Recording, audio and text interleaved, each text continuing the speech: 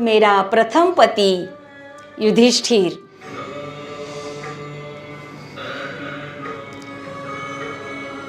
अपने भाइयों में सबसे वरिष्ठ, गौरवर्ण, विशाल नेत्र, छरहरा बदन, शांत गंभीर मुद्रा।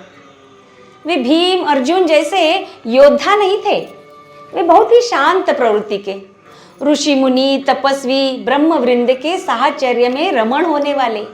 वे ज्ञानी, विवेकशील, सत्यवादी, उचित अनुचित, नीति अनीति, धर्म अधर्म का विचार विमर्श करने वाले न्यायोचित प्रवृत्ति के। इसीलिए तो वे धर्मराज। भीम मुझसे बहुत प्यार करते थे। मेरी जो भी इच्छा होती थी भीम उसे पूर्ण करने में हमेशा तैयार। मैंने एक बार रंग बिरंगे कमल पुष्पों की चाहत जाहिर की। तब गंधमादन पर्वत से वे सुगंधित कमल पुष्प लाने भीम ही गए थे। विराट पर्व में भीम ने मुझे एक बार कहा था, पांचाली, तुम्हें क्या तकलीफ परेशानी है या तुम्हें क्या चाहिए और क्या नहीं, मुझे निसंकोच कह दे। तेरा सुख दुख मेरे इतना अच्छे से जानने वाला दूसरा कोई नहीं। बिल्कुल सच था उनका ये कथन। युधिष्ठिर से जब मेरी बहस होती थी तब भी भीम मेरे पक्ष में होते थे।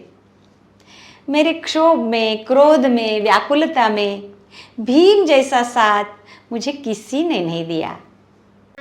मेरे तीसरे पति अर्जुन, प्रथम शरसंधान में अचूक लक्ष्य भेद में सफल होकर मुझे जीतने वाले नरोत्तम, कुशल धनुर्धर, निशानेबाज, लक्ष्यवेदी, थोड़ी सी भी विचलित न होने वाली नजर की एकाग्रता, और रूप की तो बात ही और। सीधी धारदार नुकीली नाक, लकीरदार भौवें, गालों की मोहक बनावट, शुभ्र गौर वर्ण, नीली नीली आंखें, मरोड़दार बाहू और वैसा ही भारी चौड़ा सीना। धनुर्विद्या में जैसा निपुण वैसा ही बात करने में भी निपुण, तीक्ष्ण बुद्धि का। उसे धनंजय, पार्थ, कौंतेय इन नामों से भी संबोधित करते थे। वे कृष्ण के प्रिय सखा थे। कृष्ण को वे बहुत प्रिय थे। वैसे ही वे मुझे भी बहुत प्रिय थे। हम तीनों का किसी को भी समझ में न आने वाला ऐसा भाव त्रिकोण था। कृष्ण तो उन्हें गुडाकेशी कहते थे। गुडाकेशी यानी जिसका निद्रा पर नियंत्रण हो ऐसा सावध पुरुष। अर्जुन अष्टावधानी थे। नृत्य कला में भी अर्जुन निपुण थे।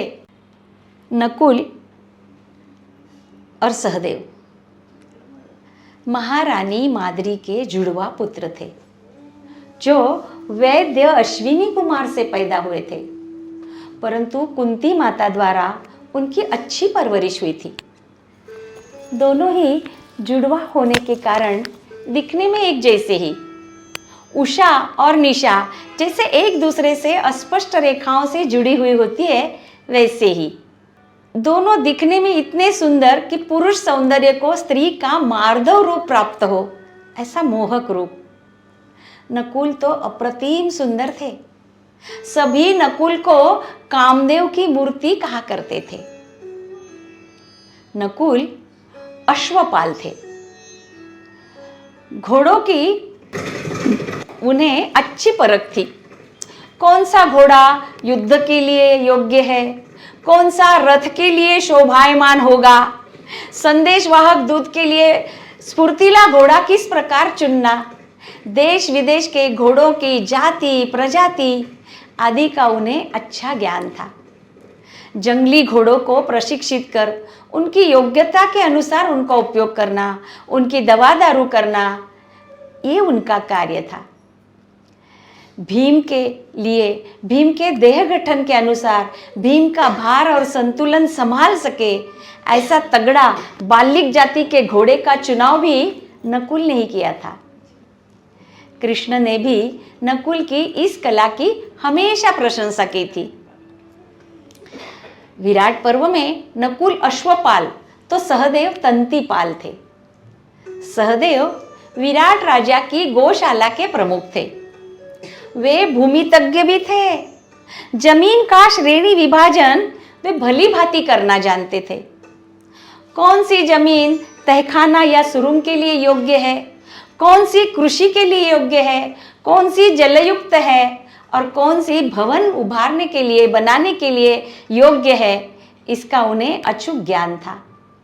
लाक्षागृह से निकलने के लिए तहखाने की चिन्हित योजना सहदेव ने ही बनाई थी और वहां से पलायन करते समय पहचान छुपाने के लिए सभी ने ब्राह्मण वेश धारण करने की कल्पना भी सहदेव की ही। सहदेव तो ब्राह्मण वेश में इतने हूबहू ब्राह्मण दिखते थे कि आज भी ब्राह्मणों को सहदेव कहने की प्रथा है। वे ज्ञानी ज्योतिषी भी थे। हस्तरेखा और मुद्रा से वे अचूक भविष्य बताते थे। आपको सही कहूं, नकुल और सहदेव ये दोनों ना मुझे पतियों की बजाय मित्र ज्यादा लगते थे, क्योंकि वो अपने भाइयों में उम्र में छोटे थे।